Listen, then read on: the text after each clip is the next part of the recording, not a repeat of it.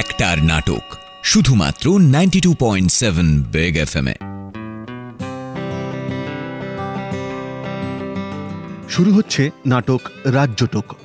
অভিনয়ে মামাবাবু সুমন্ত, সুকান্ত সৌগত, লম্বু অভিষেক দেবরায় ও সুনন্দার ভূমিকায় প্যামেলা।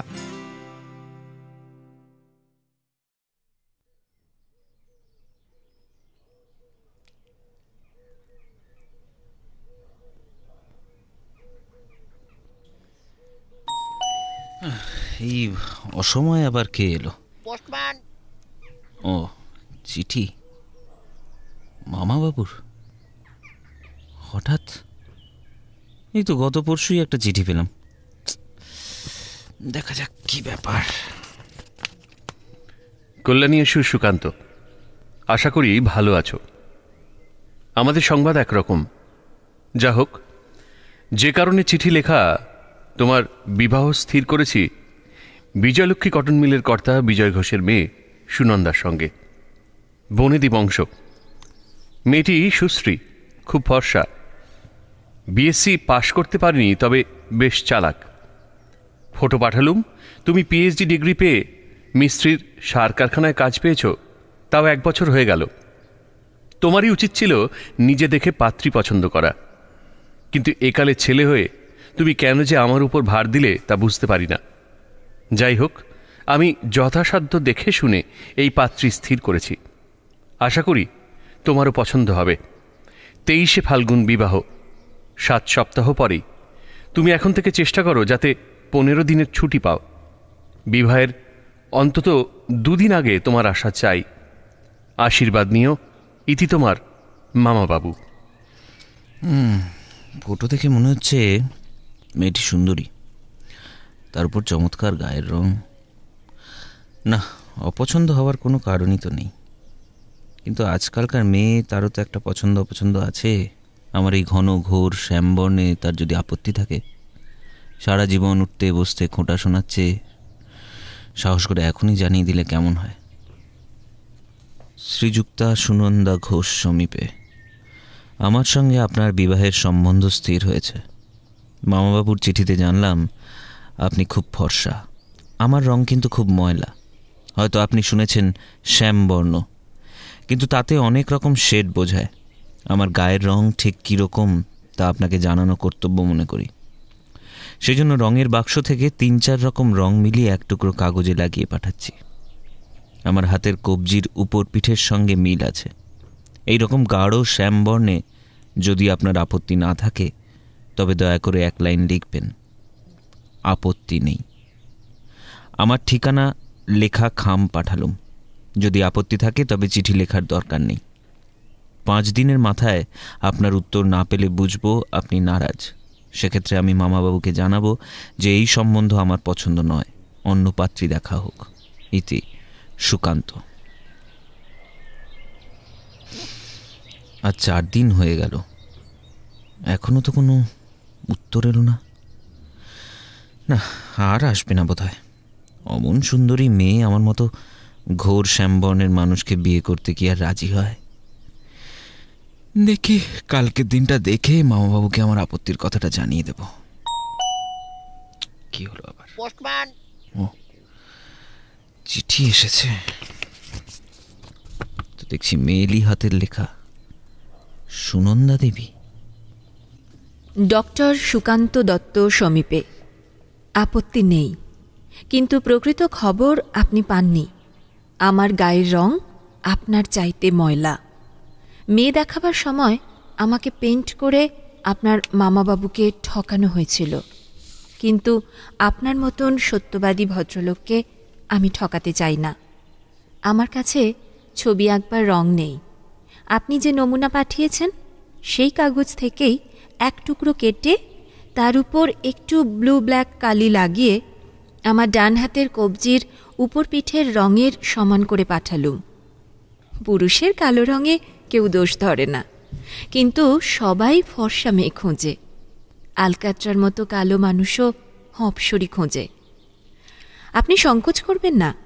আমার কালো রঙে আপত্তি থাকলে সম্বন্ধ বাতিল করে দেবেন, আর আপত্তি না থাকলে দয়া করে 5 দিনের মধ্যে 1 লাইন জানাবেন। ইতি সুনন্দা। আপনার চিঠির উত্তরে জানাই, আপনার রং আমার চাইতে 1 পোঁচ বেশি ময়লা হলেও আমার আপত্তি নেই। তবে সত্যি কথা বলি, প্রথমটা একটু মন খুঁতখুত করছিল, কারণ নিজে ময়লা বলেই ফর্সা রঙের প্রতি আকর্ষণ একটু বেশিই ছিল। কিন্তু পরে ভেবে দেখলাম এরকম ভাবা, ফটো দেখে বুঝেছি আপনার সৌষ্ঠবের অভাব নেই। আমার কাছে তাই যথেষ্ট। রং ময়লা হলেই কি আর মানুষ কুৎসিত হয়? আমার একটা বদভ্যাস আছে, জানানো উচিত মনে করি। রোজ 15-20টা সিগারেট খাই। আমার এক বৌদি বলেন, সিগারেট খোরদের নিঃশ্বাসে একটা বিশ্রী মুখ পোড়া গন্ধ হয়, তাদের বউরা তা পছন্দ করে না, কিন্তু চক্ষু লজ্জায় কিছু বলতে পারে না।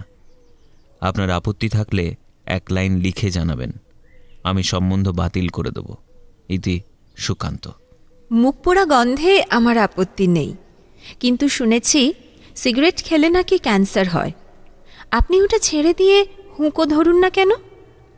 আমারও একটা বিশ্রী অভ্যাস আছে, রোজ 20-25 খিলি পান আর দোক্তা খাই। দাঁতের অবস্থা বুঝতেই পারছেন। যারা পান দোক্তা খায় তাদের নিঃশ্বাসে নাকি অ্যামোনিয়ার গন্ধ থাকে। আমার ছোট ভাই লম্বুর নাক অত্যন্ত সেন্সিটিভ, কুকুরের চাইতেও। রেডিওতে যখন কৃষ্ণ সোহাগিনী দেবীর কীর্তন হয় তখন লম্বু অ্যামোনিয়ার গন্ধ পায়।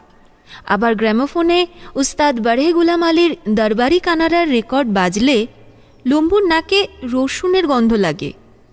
যাই হোক, আমার বদভ্যাসে আপত্তি না থাকলে 1 লাইন লিখে জানাবেন, নতুবা সম্বন্ধ ভেঙে দেবেন। ইতি সুনন্দা।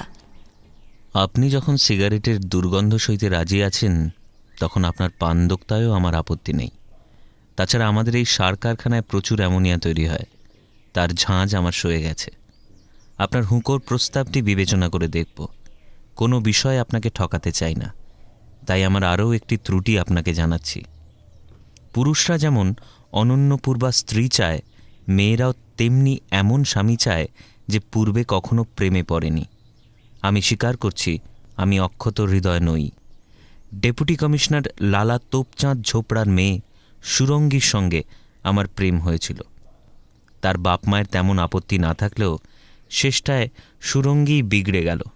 সম্প্রতি সে কমার্স ডিপার্টমেন্টের মিস্টার হনুমন্থিয়াকে বিয়ে করেছে।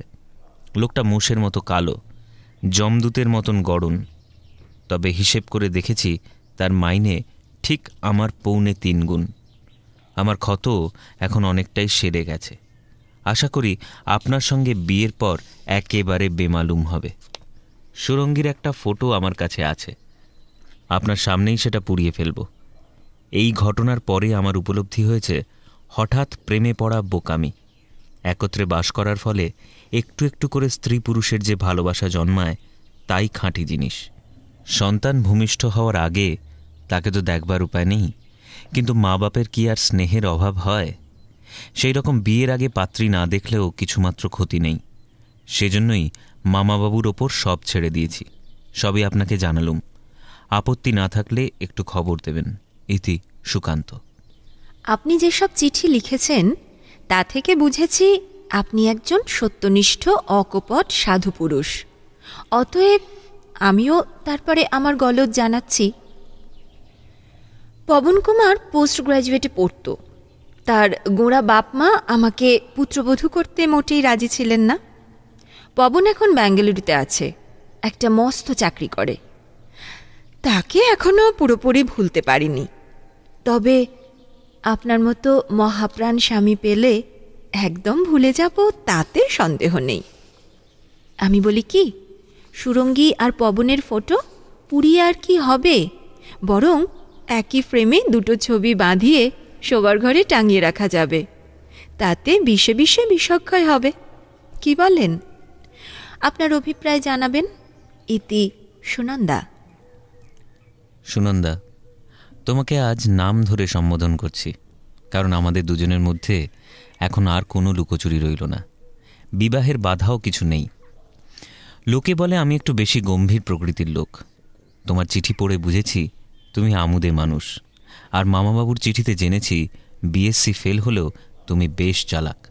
মনে হচ্ছে আমাদের স্বভাব পরস্পরের পরিপূরক। সাইকোলজিস্টদের মতে এই হলো আসল রাজ্যটক, আদর্শ দম্পতির লক্ষণ। আজ 9ই ফাল্গুন, 14 দিন পরেই আমাদের বিবাহ। তোমার সঙ্গে সাক্ষাৎ আলাপের আনন্দ এখনই কল্পনায় উপভোগ করছি। তোমার সুকান্ত। যা, ভেস্তে গেল। এমন মুশকিলেও মানুষ পড়ে। পবন ভাদুরী এখানে এসেছে। কাল আমার সঙ্গে দেখা করে বলল, দেখো সুনন্দা, এখন আমি স্বাধীন, ভালো রোজগার করি, বাপ মায়ের কথায় চলার আর কোনো দরকার নেই। তুমি আমার সঙ্গে ব্যাঙ্গালোরে চলো, সিভিল বা হিন্দু ম্যারেজ যা চাও তাই হবে। এই তো পরিস্থিতি। আমার অবস্থাটা আপনি নিশ্চয়ই বুঝতে পারছেন। পবন ভাদুরীকে হাঁকিয়ে দেবার সাধ্য কিন্তু আমার নেই। বিবাহের 2 দিন আগে আমি পবনের সঙ্গে পালাচ্ছি, কিন্তু আপনার প্রতি আমার একটা কর্তব্য আছে। আপনার ব্যবস্থা না করে আমি যাচ্ছি না। আমার বোন নন্দা আমার চাইতে 1.5 বছরের ছোট, দেখতে আমারই মতন, তবে রং বেশ ফর্সা। সেও যদিও বিএসসি ফেল, তবে ঝকঝকে দাঁত, পানদোক্তা খায় না। এ পর্যন্ত প্রেমেও পড়েনি। আপনার চিঠিগুলি সে পড়েছে আর ভীষণ মোহিত হয়েছে। ডক্টর সুকান্ত, দোহাই আপনার, কোনো হাঙ্গামা বাঁধাবেন না যেন। বাড়ির কাউকে দয়া করে কিচ্ছু বলবেন না। আপনাদের প্রোগ্রাম অনুযায়ী বরযাত্রী নিয়ে যথাসময়ে আমাদের বাড়িতে আসবেন। পুরুত যে মন্ত্র পড়াবে, সুবোধ বালকের মতন তাই পড়বেন। আমার বাবা নন্দাকেই আপনার হাতে সম্প্রদান করবেন। তাকে পেলে আপনি নিশ্চয়ই খুশি হবেন। দেখুন, আমাদের পরিবারের সম্মান কিন্তু আপনার হাতে। নিজের বোনের প্রশংসা করা ভালো দেখায় না, নয়তো চুটিয়ে লিখতুম নন্দা কিরকম চমৎকার মেয়ে। আজ বিদায়। এরপর সুযোগ পেলে আপনার সঙ্গে দেখা করে আমি ক্ষমা চাইব। ইতি সুনন্দা। সুনন্দা দেবী সমীপে। আমি আবার আপনিতেই ফিরে গেলাম। বিবেচনা করে দেখলাম বড় শালিকাকে তুমি সম্বোধনের বিধান সম্ভবত নেই। হ্যাঁ, অনেক ভেবেচিন্তে নন্দাকে বিবাহ করাই স্থির করলাম। স্বীকার করছি, আপনার চিঠি পেয়ে প্রথমে ভয়ানক রাগ হয়েছিল, কিন্তু পরে যুক্তি দিয়ে ভেবে দেখলাম আমি নন্দা দেবীকে বা আপনাকে কাউকেই দেখিনি। সুতরাং এক পাত্রীর বদলে আরেক পাত্রী হলে আমার বিশেষ ক্ষতি নেই। নিশ্চিত থাকুন, আমি হাঙ্গামা বাঁধাব না। আপনার পরিবারের মানহানি হয় এমন কোনো কাজও করব না। মামাবাবু যেমন যেমন ব্যবস্থা করবেন তাই মেনে নেব।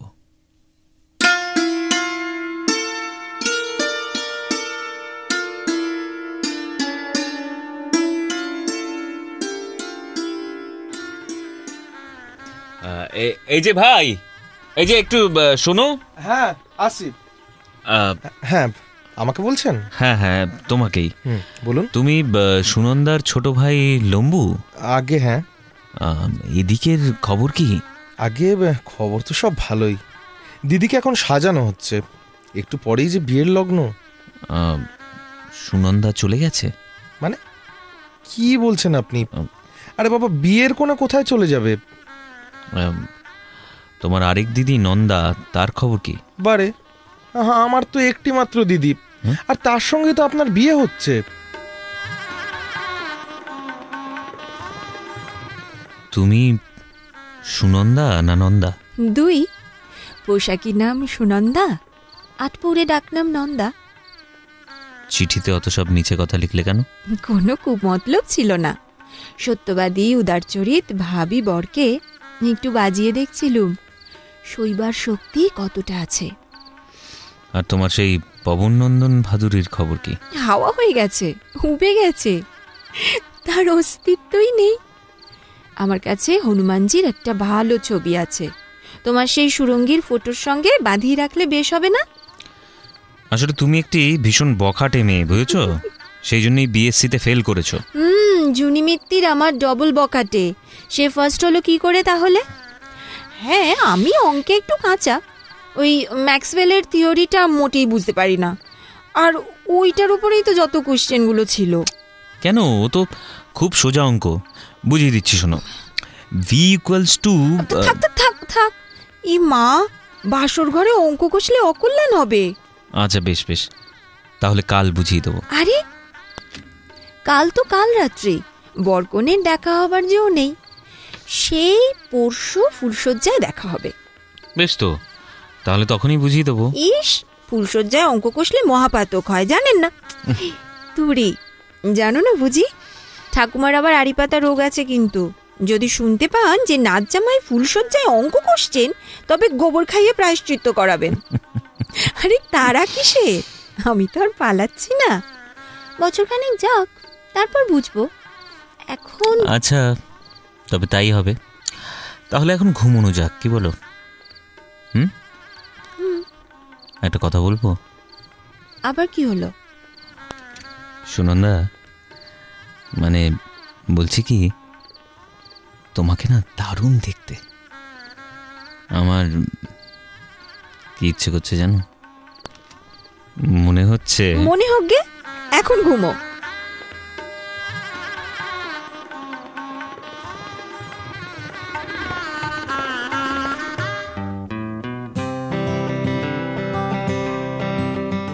এতক্ষণ শুনলেন নাটক রাজজোটক।